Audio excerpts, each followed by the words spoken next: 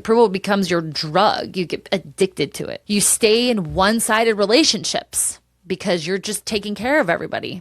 Been there. You abandon yourself to keep everyone else happy.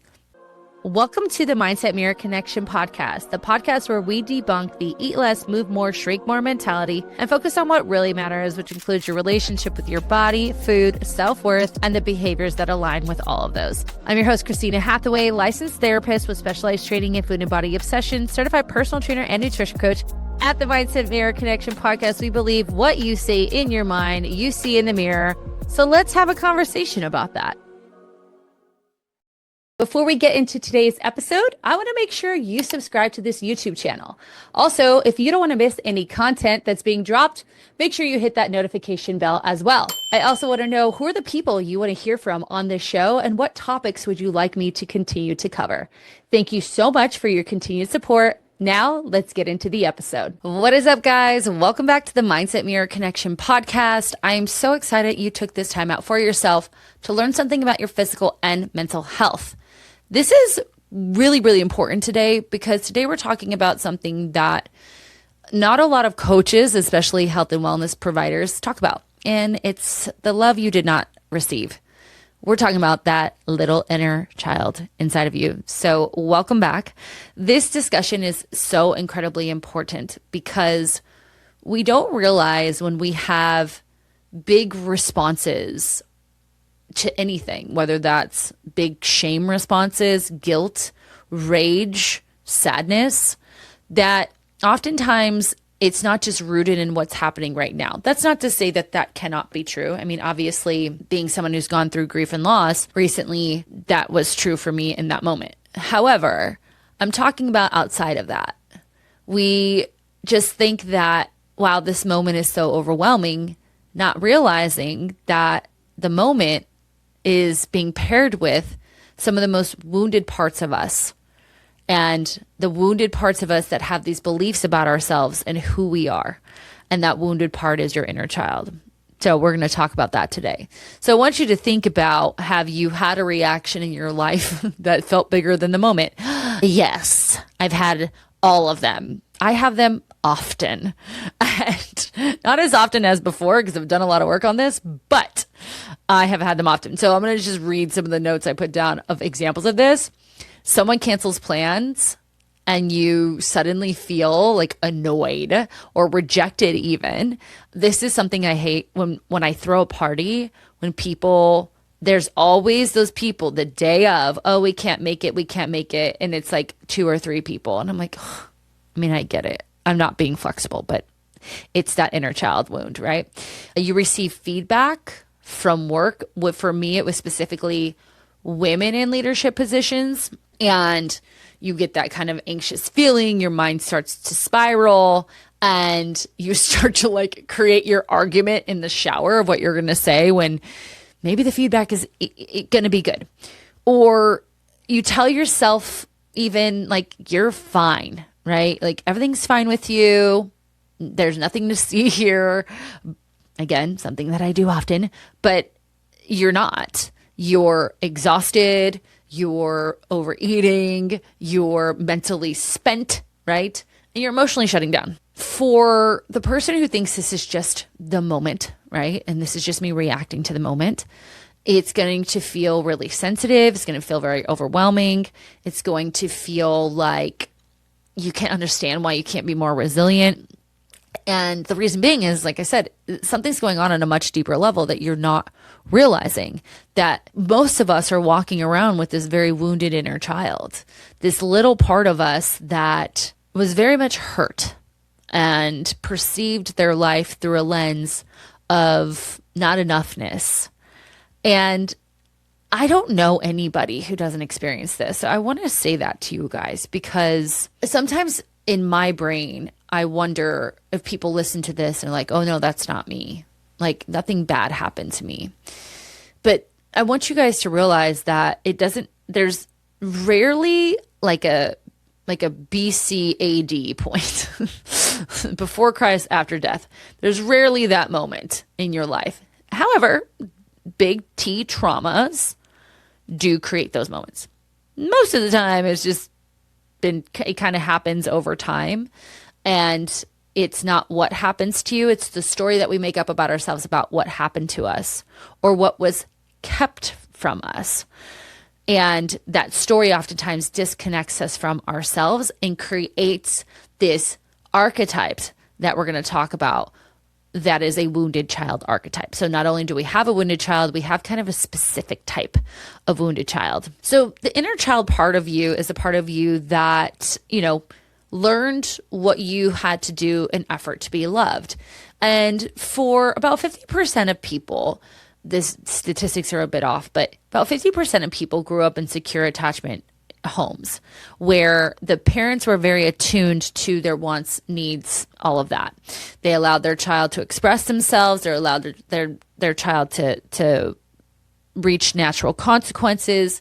They were open. They were honest. They help support their child. The parent themselves were emotionally mature, were able to regulate their own emotions, blah, blah, blah. But then there's the other half of us out here just hanging out. Now, when I say 50%, I think that probably changes with the divorce rate, but that's just me. So outside of a secure attachment is an insecure attachment. And insecure attachments are when we kind of change who we are to feel loved and accepted. And I've talked about this a lot, and I'm giving it to you in a different capacity today. When your emotional needs were not consistently met, right? When love felt like it was something conditional rather than unconditional, right? Something that was even unpredictable or something that you had to earn, then you kind of mold and evolve into this little being that says, okay, noted, that got me love, praise, and attention. I was seen by doing that thing. Also noted, that did not give me love, praise, and attention. I am not going to do that thing. And I want to talk about the mind and how this works. Okay, so let me get to that part. I wrote a lot of notes. So when it comes to your development in childhood, I'm going to talk about 2 stages, stage 1 and 2. So in stage 1, we're basically birth to 2 years old. We're in what we call a delta brainwave state, right? This is a state where we have the slowest brainwave frequency. It's a deeply unconscious state, and it's almost, if you think about like a deep dreamlike state. At this stage, the child isn't logically processing the world. They're absorbing everything somatically and energetically. So what does that mean? So somatic is touch, right? Touch, feeling. Energy is the energy in the room. That's what they say kids are like sponges. And they're not just sponges on what you see. They can feel the energy.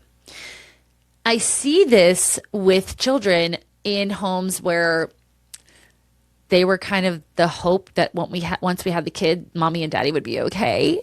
And the child really struggles. They struggle even with attaching to the mother. They struggle with melancholy. They struggle with their emotions, right? It's a very unstable environment. They also energetically pick up on the caretaker's energy. So if I'm having I'm a baby and I'm crying because I'm hungry, and mom does not know how to regulate her emotions, I am going to learn that when I have a need, my parent figure cannot soothe that need because they can't soothe the need in themselves. So I'm going to have to figure out how to soothe that need on my own. Okay. So in this phase, they're very somatic and they're very open to energy. With this child, they learn what feeling safety feels like, in not a way that is through words. It's through tone, it's through touch, it's through expression, and it's through nervous system mirroring. This is why we call it co-regulation. When your child is upset, when your child is ill, when your child is scared, your job is to regulate yourself to then hold that baby and they mimic your nervous system, okay? And this is where we see what we call core emotional imprinting, okay? This is where the kid says, am I safe, right? Am I loved? Can I trust the world? Why love, right? Why love? Well, If you love something and you're loved, you're going to be protected. Okay? I love the shit out of my dogs. Like, kind of obsessed. I am obsessed. I feel like I think about how I can make them the happiest, the safest, how I can make them the lovedest, the most loved. I'll think about that. And of course, I'm not a parent, but I imagine having a child, it's 1,000 times bigger than that, right? Than my dog. Actually, no, I love my dog a lot. So anyway, so love is a good indicator that you're going to stay safe. And that's important because if you're without your tribe, you dead, right? And babies are really dependent. They're completely dependent on you. So you can see how the energy, the touch, the everything, they're just learning in this delta wave space. Stage 2 is ages 2 to 7. And this is the theta brainwave state. So this in theta, it's more imaginative, it's more hypnotic. It's the same state accessed during meditation or hypnosis, of course. Children at this age are highly imaginative and emotionally suggestible. They can't yet separate fact from feeling or reality from belief. Okay, that's really, really important. So everything that the child sees, hears, or experiences, especially things that are emotionally charged, it encodes their truth, right? It creates their truth because they are not rational in this phase of life. Their brains haven't developed the capacity to question or analyze. There's no logic and reasoning happening. This is why little comments to a 2 to 7-year-old, like it's a pretty big chunk of time, really get imprinted on them. Like, oh, you're being so sensitive. There's nothing to cry about. You're too much. Or also, God, you're such a good little listener. You're mommy's little helper. Oh, great job. You know, look at Susie. She got straight A's, right? She's such a good girl. Straight A's are great, but that doesn't make her good or bad. It just is, right? That means that she happens to do well at that school and that program or that subject, right? So it's not, those are just not words. They become a belief system that get imprinted in memory. Okay. So let's talk about you. Think about your zero. Well, you can probably don't have memory of 0 to 2, but you probably have memory from 2 to 7, right? What was it that you were praised for? What were you praised for? How were you seen and how were you heard? All of us want to be seen, heard, and loved. And we're going to remember how we were seen, heard, and loved. And we're going to do more of that. Even if it's not emotional, what's the word I'm looking for here? Developmentally sound, meaning we'll put ourselves in a parent position as children. We'll put ourselves in a surrogate spouse position as children. We will put ourselves in a caretaker. We'll do that. That's not developmentally okay, but we'll do it if it'll get us seen, heard, and loved. You bet your ass we will. So I want to talk about the archetypes that occur. And these archetypes are from Dr. Nicole LaPera. I love her. She and I think very much the same way. So how do we what happens, right? What happens? How does being seen, heard, and loved turn into this identity that ultimately becomes that wounded inner child? Well, let's get into it. So the inner child archetypes that we're talking about, they're not necessarily like labels, right? Or like truths. They're roles. They're roles that your younger self stepped into in order to belong, to be safe, to be, say it with me, seen, heard, loved. Okay. And we might, for you guys listening, you might be like, all of these are me. One or two probably take over the most, depending on your stress levels, your relationships, maybe the pressures that you have in your life. So here we go. The first one is the caretaker. You learned early that other people's needs mattered more than your own. That love is something you gave, but not something you received. You're hyper aware of everyone else's emotions, but disconnected from your own. You're dependable, you're very generous, but you're also exhausted. Deep down, there's often a quiet question: who's going to take care of me? This role happens with a, mentally unhealthy parent, mental illness, I should say. Are you tired of wasting your money on diet and exercise program that leave you feeling pretty much the same? You're spinning your wheels, but the food noise is still there, the body dysmorphia, the overtraining and not seeing results, the emotional eating, it's all still there. But you don't think you have an option because they're pretty much all the same. What if the next program you invest in combines therapeutic practice with exercise and nutrition science and behavioral change? What if this program focuses on what you say in your mind so that you can have a better relationship on what you see in the mirror? Hi, I'm Christina Hathaway, licensed therapist with specialized training in food and body obsession, certified personal trainer and nutrition coach, and I'm the founder of the Mindset of Matter coaching program. Here, we see your mind, your body, and your identity as one integrated system and treat it as such. We focus on your self-defeating beliefs and understand how they impact your behaviors and thus the outcomes that you feel stuck in. We do this through the Mindset Method, my psychological curriculum that I've curated with over 15 years experience and adapted it to you, the average woman, and this coaching program. This is one method, one program, one coach, and let's face it, the one area you've probably never done the work on. So if you're tired of spinning your wheels and wasting your money, check out the link below for more information. Addict parents, parents with their own trauma who have not healed, sometimes in parental relationships where there's divorce and, mommy, can't get out of bed. So you realize, okay, so I think about my best friend's nieces where they had to literally pick their mom up, the older one. She was so drunk, and put her in a bathtub. And she did this very early on in her life.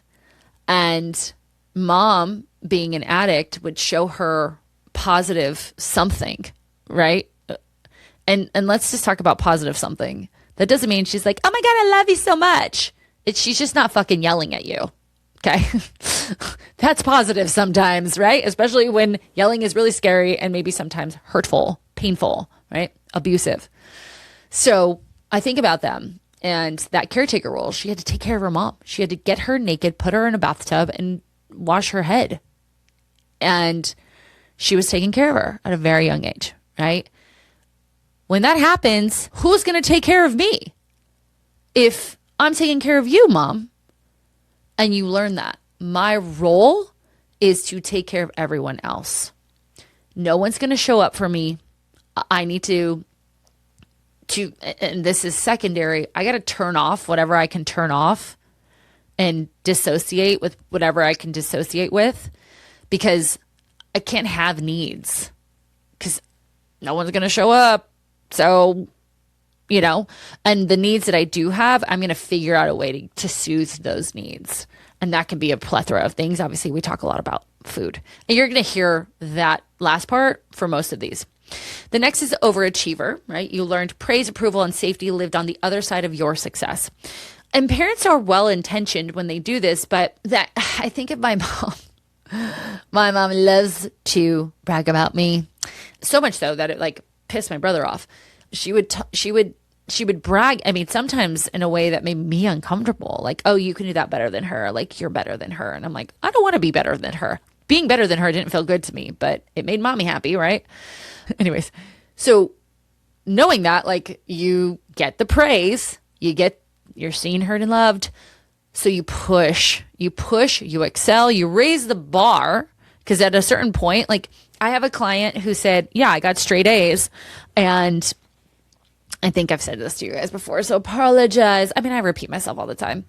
I got straight A's, so much so that no one congratulated me anymore. And my sister got C's, and she was, the queen of the castle. So she had to raise the bar and then raise it again and raise it again and raise it again. And she's someone who really struggles with enoughness, because how can we be enough if we're constantly raising the bar? So for this person, everything feels like it needs to be earned.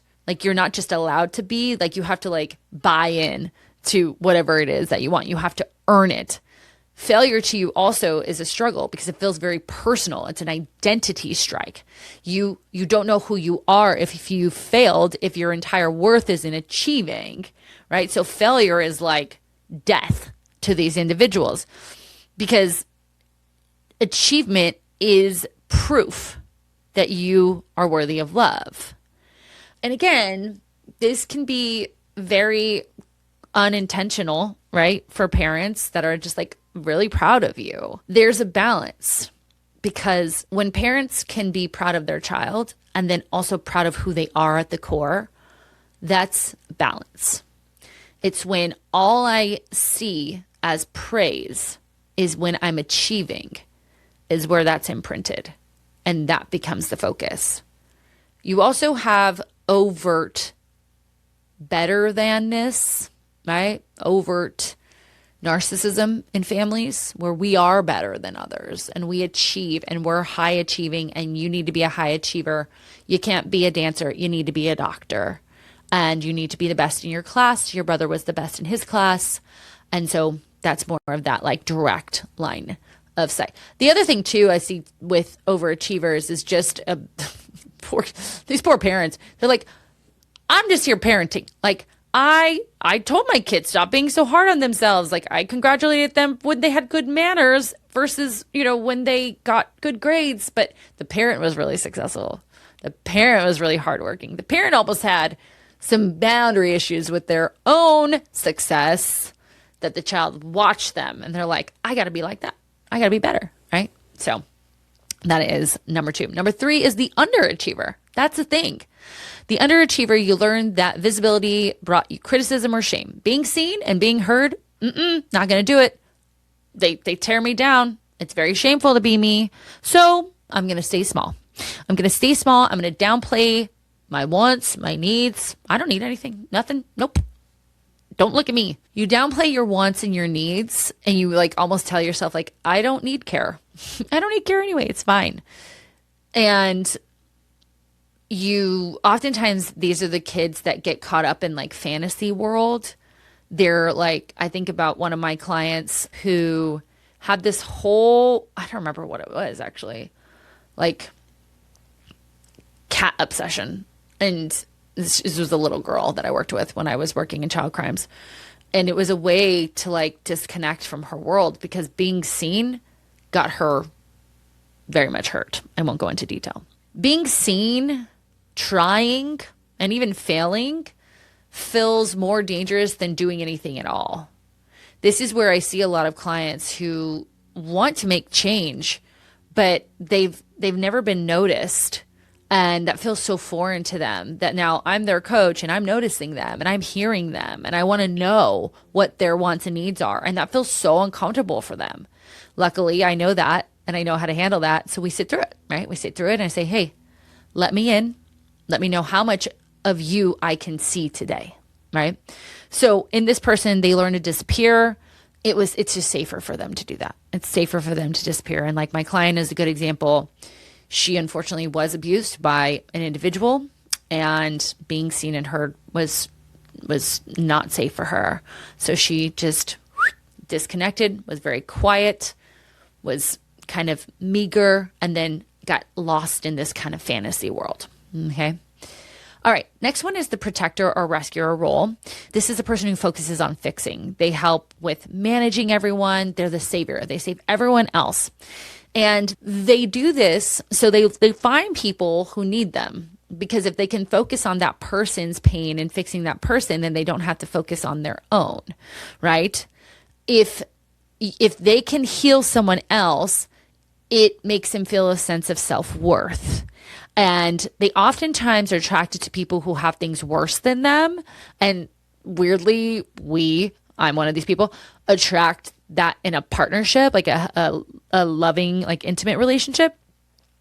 And you're like, well, I'm going to choose the biggest train wreck as my partner, because if they're a bigger train wreck, then there's nothing wrong with me. Okay. So we end up taking care of this person, but what we also end up doing is carrying all of their emotional baggage, right? And it leaves you absolutely depleted.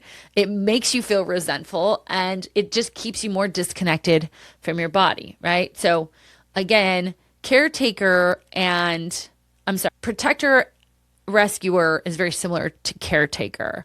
But also with from the protector, rescuer, it's like a hero, right? I'm like the hero in the story. Like, I'm going to come in and you're going to be great and I'm going to fix you right up. And, and you're constantly kind of standing up for the little guy, right? Very similar, but different in a sense from caretaker to protector. Think of protector like vigilante, right?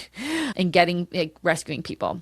The last two, this one, a lot of people don't realize, is the life of the party, is what they call it. This is where you learn that humor and entertainment and positivity kept you accepted. And you performed happiness and you made people happy. And if people were laughing and happy, then you were okay.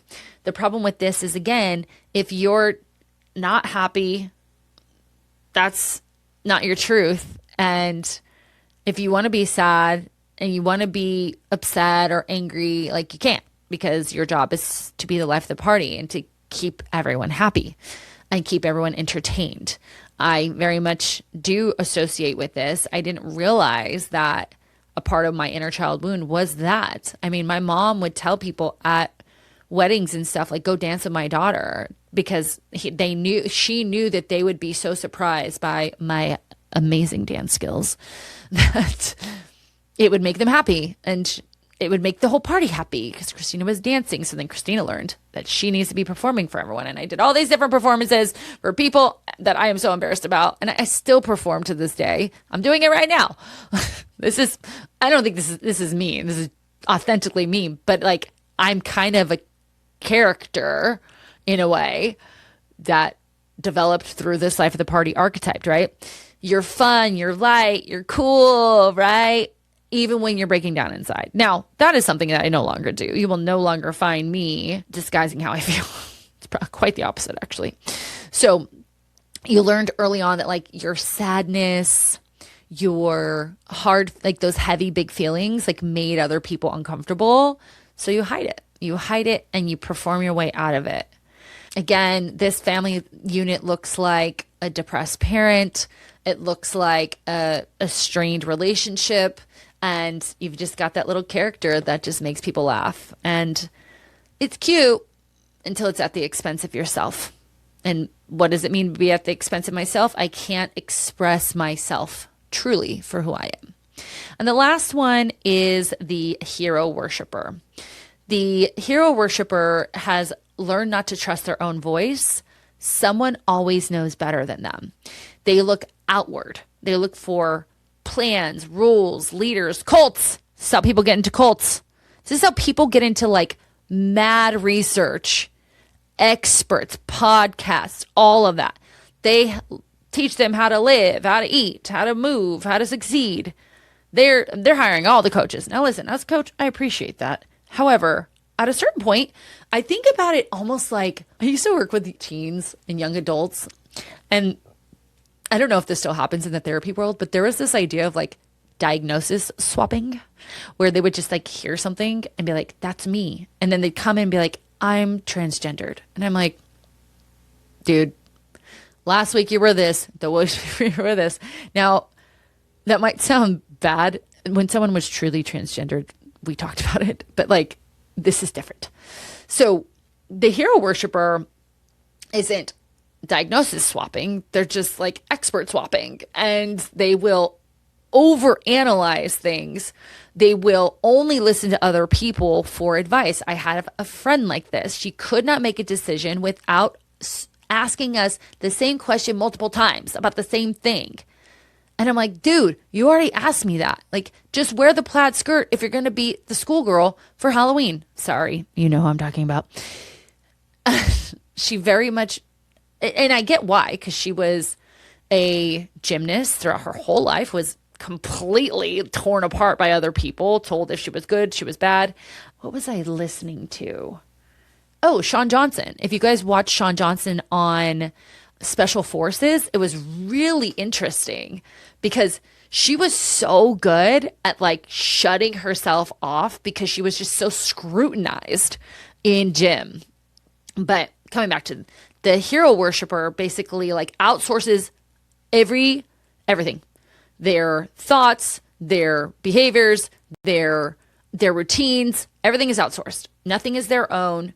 And again, this keeps us very disconnected from ourselves, and you basically have no idea what's going on inside.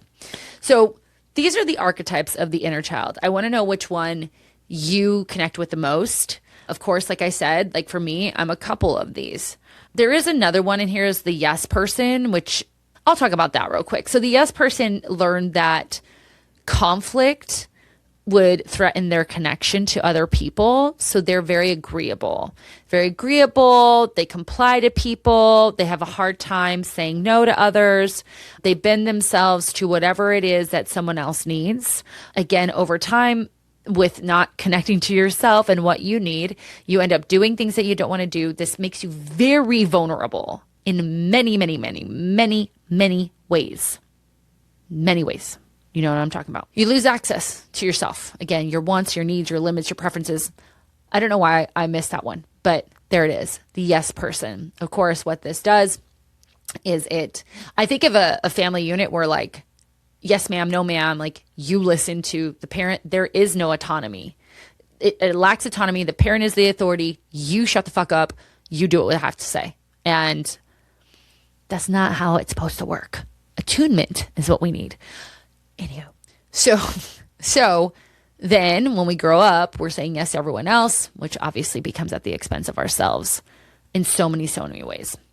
So those are the archetypes of the wounded child. I want you to think about again which ones you connect with the most, and just have a good understanding of how you got there, whether it was covert or overt, meaning directed to you because that's what your parents thought that they were supposed to do, or it was indirect. You watched and you listened and you learned and you created your own perspective. Doesn't matter.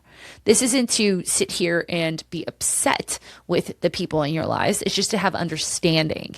I think it's very important to understand how we got here because, again, as I say all the time, if I learned that I was conditioned to respond in this way, I can recondition myself.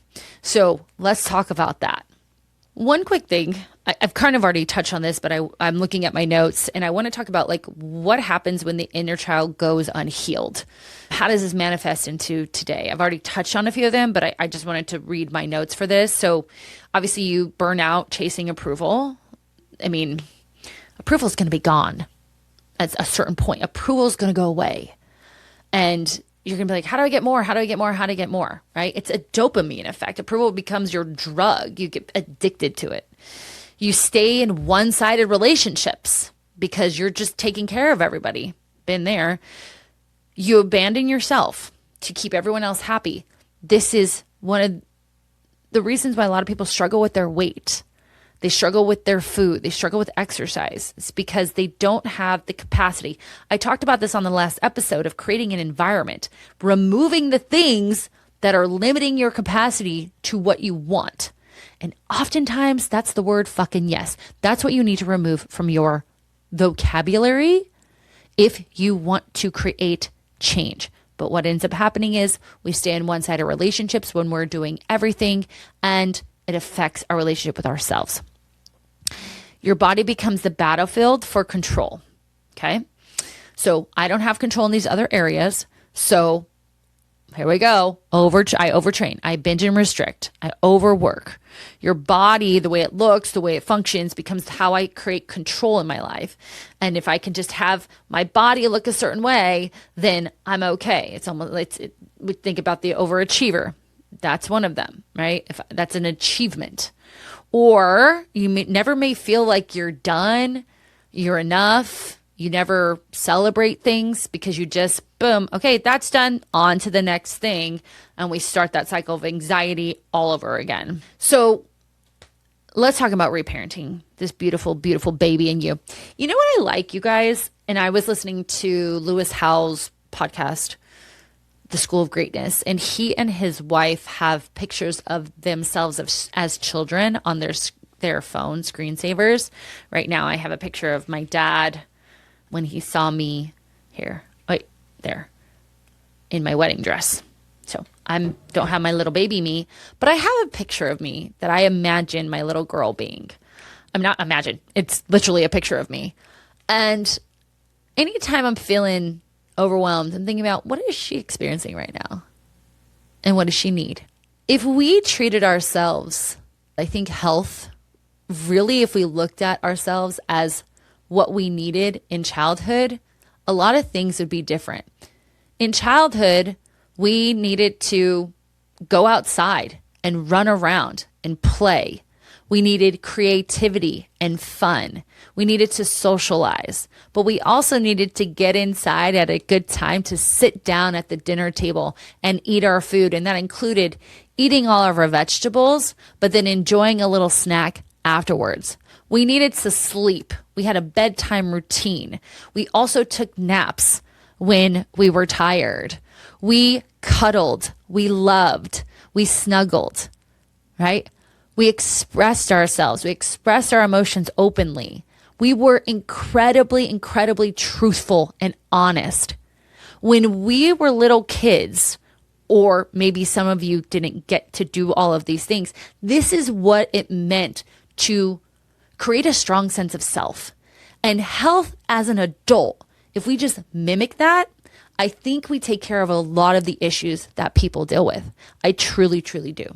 Reparenting yourself is coming back to you, coming back to your emotions, your wants, your needs, your dreams, your creativity, your imagination.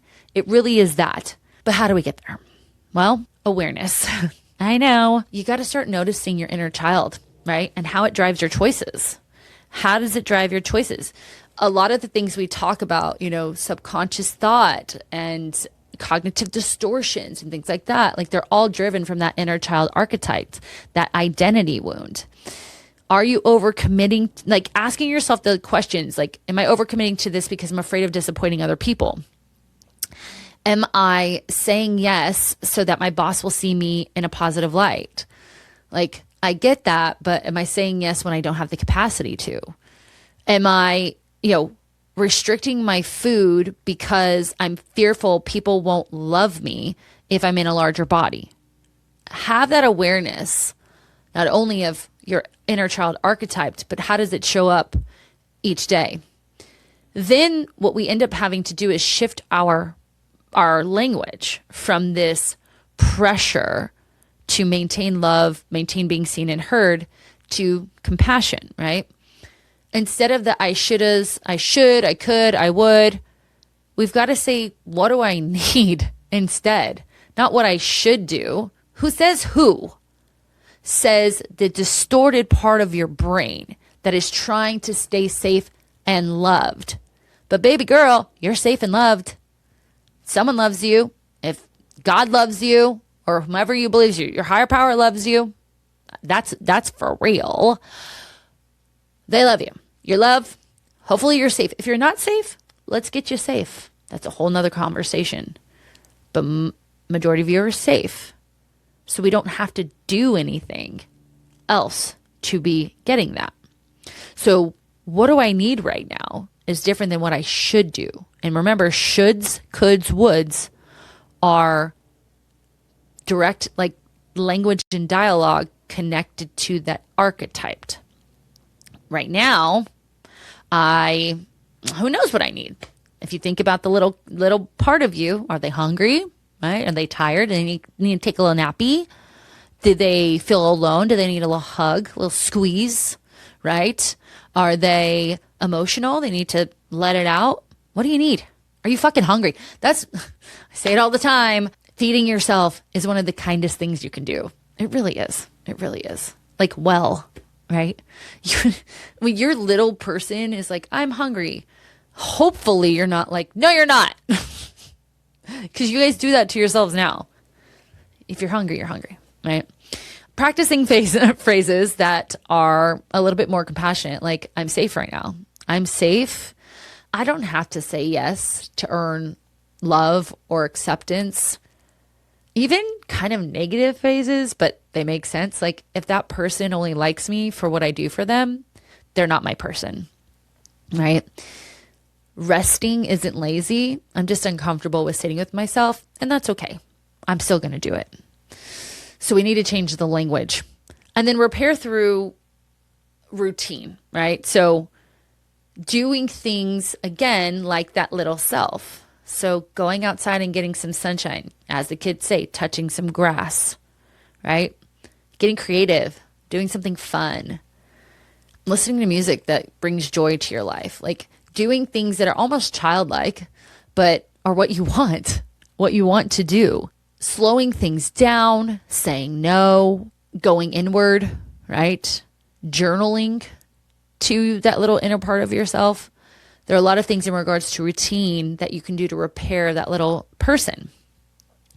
One of the things I like to do is when I'm feeling really overwhelmed, I've talked to you guys about this before, I will kind of go inward and I'll touch where I'm feeling, usually to my chest, and I'll just close my eyes and I'll think about that picture of myself as a little kid. And I'll say, what does she need right now? So going back to language, but this is more experiential and it's a part of my routine. Close my eyes. I'll look at her. What do you need, baby girl? What do you need? I need a hug. I need to know I'm okay. I need to know I'm enough. And it will talk back to you. It will talk back to you. I guarantee it. You just got to try. And then again, the routine is providing that thing for yourself. And that keeps you connected. That connects you back to yourself, to your emotions, to your hunger and fullness cues, to movement. Kids play, right? They play, they run around, they jump, they rest, right? And you start to learn your wants and needs, because that little part of you that says, I need a hug, that's your need, right? I want attention. That's a need, and you're allowed to have it, right? Practice that. Practice sitting with her. Have that picture. Ask her what she needs, or he. Ask them what they need from you.